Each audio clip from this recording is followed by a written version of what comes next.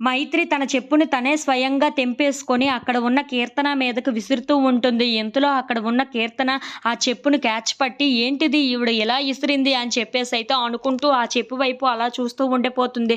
ఇంతలో అక్కడ ఉన్న ఆ చెప్పుని చూసి ఏంటిది ఇలా ఎందుకు విసిరారు అని చెప్పేసైతే అడుగుతూ ఉంటుంది. ఆ మాటలు వినగానే అక్కడ ఉన్న మైత్రి అయితే నా చెప్పు తెగిపోయింది. నువ్వే స్వయంగా వెళ్లి కుట్టించుకొని తీసుకొని రా అని చెప్పేసైతే అంటూ ఉంటుంది. ఆ మాటలు వినగానే అక్కడ ఉన్న కీర్తన అయితే ఒక్కసారిగా షాక్ అయిపోతూ ఉంటుంది. ఏంటి నేను చెప్పు కుట్టించుకొని రావాలా? నేను మీకు ఎలా కనిపిస్తున్నాను? భరిస్తున్నాను అని చెప్పి అన్ని పనులు చేయించుకుంటున్నారు. కానీ ఇక నేను సహించేదే లేదు. నేను ఎవరి చెల్లెలినో తెలుసా?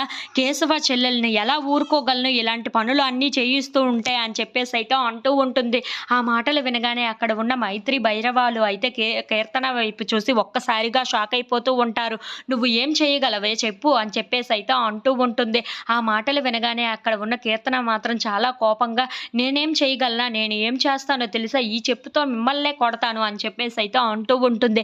ఆ మాటలు వినగానే అక్కడ ఉన్న మైత్రి అయితే ఒక్కసారిగా షాక్ అయిపోతూ ఉంటుంది. ఇంతలో అక్కడ ఉన్న కీర్తన మాత్రం అవును నేను కేశవ చెల్లెల్ని. కేశవ చెల్లెలు అంటే బాగా బుద్ధి చెప్పాలి కదా! అని చెప్పేసైతే ఆ చెప్పును తీసుకొని తన మైత్రి చెంప పగలగొడుతూ ఉంటుంది. అది చూడగానే అక్కడ ఉన్న మైత్రి, భైరవాలు అయితే ఒక్కసారిగా షాక్ అయిపోతూ ఉంటారు.